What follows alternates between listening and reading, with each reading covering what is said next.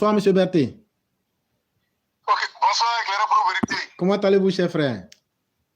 Alhamdulillah, ça va chez vous? Ça va très bien. Et du côté de Paris? Et la famille? La famille va excellemment bien. Dieu merci. Et nous sommes aujourd'hui le 12 mars 2022 et vous avez la parole. Ok, Oui. éclaireur, je vous dis bonsoir et bonsoir à toute la famille. Bonsoir à tous les Mao, bonsoir à tous les Chao, bonsoir à toute la classe. Je dis bonsoir à Monsieur le Président de la République de Côte d'Ivoire, cher papa. Bonsoir à Madame la Première Dame, Madame Dominique Ouattara. Bonsoir, Premier ministre, ministre de la, chef de gouvernement. Bonsoir, ministre de la Défense, M. Tiene Brema Ouattara et tous les soldats des rangs, vous êtes salués. Éclaireur d'abord, toutes nos excuses parce que quand on dit une émission ou une plateforme, c'est toute une équipe. En toute sincérité, dans la vie, quand on veut obtenir quelque chose, il faut faire beaucoup de sacrifices. C'est pas facile, c'est compliqué, mais essayez de faire un effort. Éclairé, je vous présente toutes nos excuses. En toute sincérité. Hier, l'émission, moi, franchement, j'ai tenté même de rentrer, je n'ai pas pu. Je suivais, mais difficilement. Je n'ai rien compris. Mais Dieu merci, tout ce que Dieu fait est bon. Donc, nous présentons tous nos excuses. Parce que ce n'est pas normal que le présentateur va venir seul et partir seul sans des intervenants. Franchement, cela n'est pas bon. Mais en tout cas, ensemble, c'est la Côte d'Ivoire qui gagne, c'est nous qui gagnons et l'avenir de nos enfants seront assurés. Il faut que ça soit assuré. Donc chacun d'entre nous doit faire un sacrifice, serrer sur lui et aller de l'avant. Et on demande à tout le monde, en toute sincérité, il y a beaucoup de personnes qui regardent l'émission, intervenez. C'est tout à fait normal, intervenez. Surtout, de côté d'Abidjan, de Côte d'Ivoire, faites-nous plaisir, sortez. En toute sincérité. Je sais que le message va passer et je sais que c'est déjà passé. Bon, éclairé, pour avancer, je vous dis merci pour tout le beau travail que la plateforme fait pour la Côte d'Ivoire et pour le monde entier et pour le président de la République de Côte d'Ivoire. Éclairé, ça ne nous étonne pas. Babo, c'est quelqu'un, lui-même, sa vie, il a fini d'expliquer. Mais il faut les hommes intelligents pour lire entre les lignes, prendre une décision si c'est quelqu'un à suivre ou pas. Mais dans la vie, rien n'est hasard. Parce que Dieu lui-même nous a créés, hommes et femmes, et il y a le paradis, puis il y a l'enfer. L'enfer là, personne ne veut, mais ça ne va pas rester vite. Il y a des gens qui vont rentrer quand même. Que Dieu nous éloigne de l'enfer. Amen. Babo lui-même il a dit, il vendait Bomo dans les cinémas. Oui, il va vendre Bomo dans les cinémas. Il était microbe. C'était le cinéma. Il était microbe. Non, de son papa même, Yacouba Silla. Il était microbe dans le cinéma de son papa. Non, il faut dire son grand-père. Ah, ok. Oui, parce que c'est pas, on dit dans l'histoire, il y a beaucoup d'hommes qui disent, c'est pas l'enfant de Yacouba Silla, mais c'était l'enfant de Ngorota. Ok. Ça veut dire, quand le remorque vient garer, c'est qui charge le boron pour mettre dans le camion. Oui. Les Maliens et nos frères de la région ouest africaine, là, ceux qui viennent charger les sacs, là. Merci. Et Babo lui-même, il a dit le pays va mal. Quand Babo dit le pays va mal, prêtez attention. C'est pas de la Côte d'Ivoire qui parle. Parce que la Côte d'Ivoire de maintenant, même elle avec ce que ça avance, ça va et ça va aller. C'est de Mali que Bobo parle. Et effectivement, ça ne va pas là-bas. Parce que c'est l'enfant d'un Ngorota. Il est obligé de dire aux gens que le pays va mal, sans mettre la différence. Mais il fait ça pour tromper. Et c'est qui refuse de voir clair. En toute sincérité, Bobo lui-même, il a fini de se décrire et il a parlé de son avenir et il continue de parler. Éclairé, je vous dis merci pour cette émission. Parce qu'il faut sortir souvent, venir frapper Babo. Ça fait plaisir et ça guérit. Effectivement. Comment un homme qui a dirigé un pays, ça n'a pas marché dans ta main. Et tu es allé en prison. Avant de venir au pouvoir, nos papas t'ont mis dedans. Tu t'as fait sortir. Tu as lutté, tu as eu le pouvoir. Tu as géré ce pouvoir. Tu as tué les Ivoiriens. Tu as massacré les Ivoiriens et tous les habitants du pays. Et tu as volé l'argent d'un pays. Tu n'as rien foutu. Tu reviens encore. Actuellement, Babo, malgré que tu es quitté à ce pays, tu es dans une prison à ciel ouvert. Tout le monde sait. Ton âme n'est pas tranquille. Tu ne peux pas t'asseoir tranquille. Et tu as besoin de sang pour pouvoir avancer. Tu as besoin de sang pour pouvoir faire tout ce que tu peux faire. Parce que ton pouvoir est lié au sang. Et tes fils que tu as mis au monde, qui est Soro, qui va pour Diom et Blé Goudé, la machette. Ils ont toujours prospéré dans le sang. Bravo. C'est ça qui est fini là. Les Ivoiriens maintenant là, on ne parle pas trop. Mais on sait ce qu'on veut. On sait l'homme qu'il faut pour nous. On sait. Quand un pays est grand, donc vous ne pouvez pas nous tromper, c'est fini. Il fait piquer. Et Babou, tu ne peux plus t'en sortir.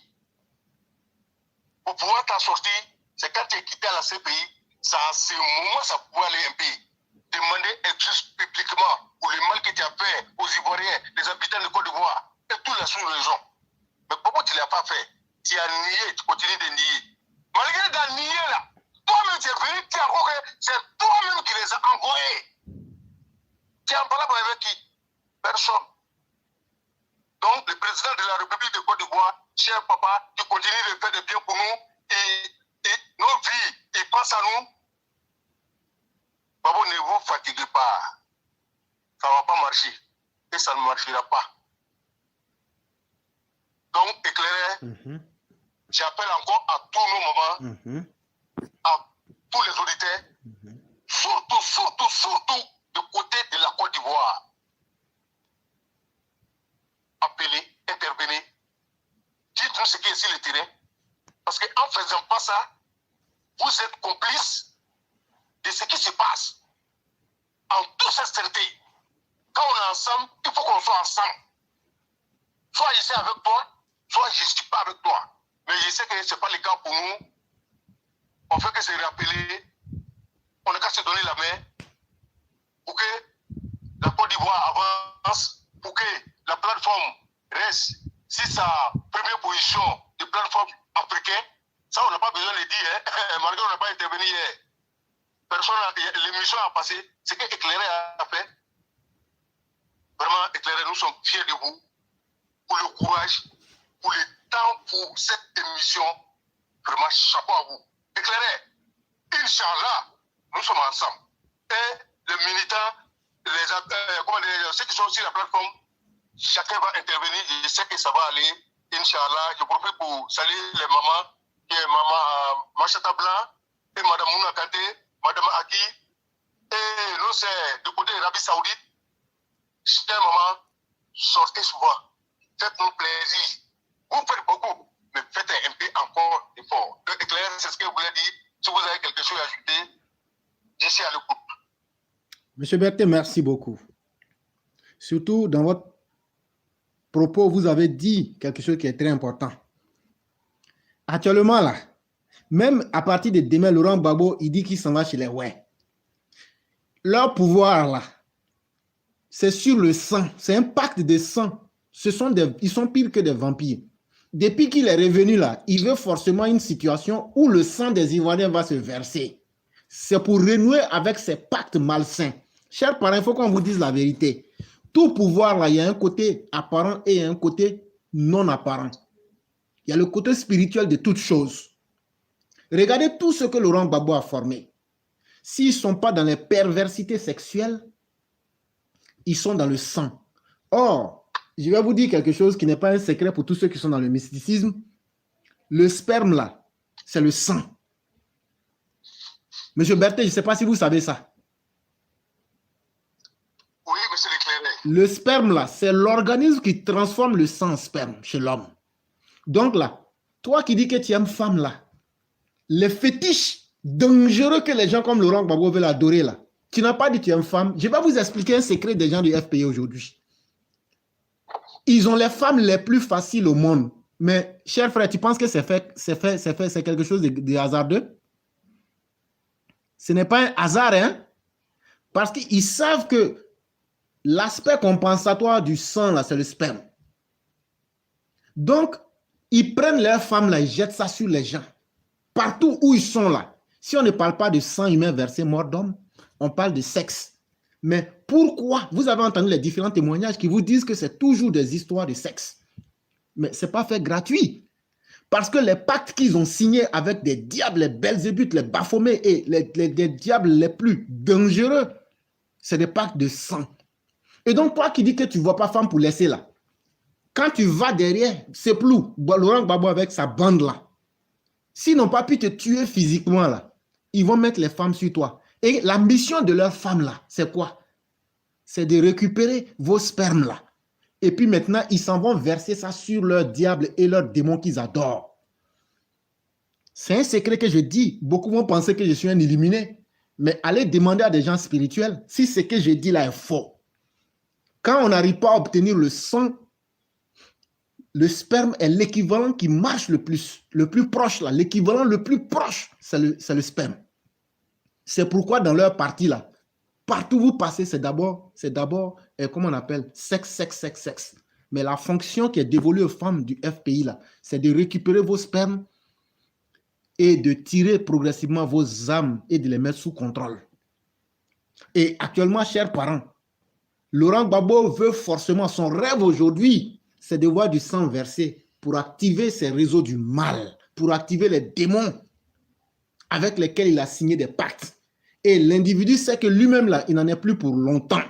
Laurent Gbagbo même sait que le temps qui lui a été donné là, pour verser du sang, là, il sait que le temps est en train de le rattraper. Il sort avec des propos comme ça. Et il va, même demain, il va inciter à la violence. Mais moi, je l'ai dit, ça, c'est le rôle de l'autorité de l'État. Si eux peuvent te permettre de dire n'importe quoi pour inciter à la haine, pour insulter le gouvernement, et ils ne font absolument rien, ça c'est leur problème. Le jour qu'on va tuer des Ivoiriens, vous voyez Laurent Gbagbo qui est en train d'inciter à la haine. Quand il était à la haie, qui a dit qu'il y a quelqu'un qui a été tué à cause de ses forêts? Qui a dit qu'il y a une mosquée ou une église qui a été brûlée à cause de lui, Laurent Gbagbo? Mais dès qu'il est revenu, il revient reprendre les mêmes propos. Et le gouvernement et les dirigeants du pays s'asseyent pour le regarder, comme si ces paroles-là n'auront pas de conséquences. Et quand les conséquences vont arriver, on va prendre ça comme une fatalité. Mes chers dirigeants, vous allez les assumer parce que c'est dit et c'est répertorié. On utilisera ça contre vous pour non-assistance ou pour non-prévention. Parce que des individus simples comme moi, il suffit de dire un propos, on dirait qu'il a parlé contre le bien, l'unité nationale. Mais Laurent Gbagbo le fait, vous ne dites rien. C'est une grosse injustice qui peut avoir des conséquences très lourdes. Et vous devrez par votre silence et votre laxisme l'assumer. Et donc, chers parents, là, et comme je le dis, Alassane Ouattara est un père pour nous. Alassane Ouattara est un symbole pour nous. Nous ne sommes pas des insulteurs publics. Et notre éducation ne nous permet pas d'insulter. Mais M. Berthet, il a aussi dit que quand tu es trop silencieux face à l'imbécile, ta sagesse finit par devenir un poison contre toi-même. Il y a des gens là, la sagesse ne peut pas résoudre leurs problèmes. Donc, il faut trouver les méthodes pour leur prouver que si, au FPI, eux peuvent parler de la culotte de leur père qui s'est montré indigne à cause de sa qualité de vie malsaine. Si au FPI, c'est les culottes et les dessous qui les intéressent. Si au FPI, c'est tout ce qui fait honte à l'humanité qui les intéresse là. Nous autres là, la qualité de vie de notre président Alassane Ouattara, personne dans l'opposition comme au RHDP ne peut douter de la qualité de vie qu'Alassane Ouattara mène. Une vie très saine sur tous les plans. Je n'ai pas dit les parfaits, mais en tant qu'homme public, sa vie est complètement saine. Ça, c'est très important qu'on signale cela. Et donc, il ne peut pas avoir fait tout ce travail-là. Et le monde le respecte. Et puis, c'est les minables, les gens, des va-nu-pieds, et je dirais même des individus perdus qui vont venir l'humilier depuis plus de 20 ans. Et on veut que nous, on se taise et qu'on laisse ça. Moi, je dis, je ne laisse pas. Si des gens, chez eux, on peut humilier leur papa, et il faut que leur papa leur donne l'ordre de défendre sa dignité là. Chez nous, là, on ne fait pas ça. De la même manière que eux, ils aiment leur Laurent Gbagbo, là, ce vaurien, là. C'est comme ça que nous, on aime pour nous, là, Alassane Ouattara. Et nous, on ne va jamais laisser Alassane Ouattara pour quelqu'un. Ça, il faut que ce soit clair dans la tête des uns et des autres. Donc, quand il dit que la Côte d'Ivoire est mal gérée, c'est pour dire que Alassane Ouattara est un dirigeant incompétent. Et qu'eux vont venir au pouvoir pour mieux gérer. Donc, ça veut dire quoi? Alassane est un incompétent, si on veut résumer. Et donc, c'est pourquoi j'ai fait cette émission-là, pour lui donner la réplique, pour lui rappeler ce qu'on appelle pays mal géré, comme les exemples que j'ai donnés et comme les exemples que lui-même, ses partisans ont donnés de lui, et ce qu'on appelle un pays bien géré. Et donc, chers frères, restons déterminés. Et je vous dis vraiment merci beaucoup. Et je vais vous souhaiter de ce pas une excellente soirée. Ok, éclairé, je voulais finir rapidement. Il n'y a pas de problème. Pour dire à nos pères et nos mères et sœurs et frères maliens, Dieu merci pour le monde entier, Dieu merci pour nous aujourd'hui, ce qu'on a dit hier, tout a rattrapé la jungle malienne. La majorité des personnes ont vu maintenant qu'ils sont dans un faux combat, mais les gens sont pris en otage. Les gars, l'expression, ça ne passe pas au Mali. Donc, chers Maliens, prenez vos décisions. Regardez dans la bonne direction pour la survie du Mali et l'avenir de vos enfants. Faites très attention. Donc, éclairer, pour finir, c'est ce que je voulais dire. Donc, je vous dis merci et je suis à l'écoute. Vraiment, merci beaucoup, M. Berthet. Et vous passez une très excellente soirée et bien des choses à vous-même et à toute la famille du côté de Paris. Merci à vous également. Merci beaucoup.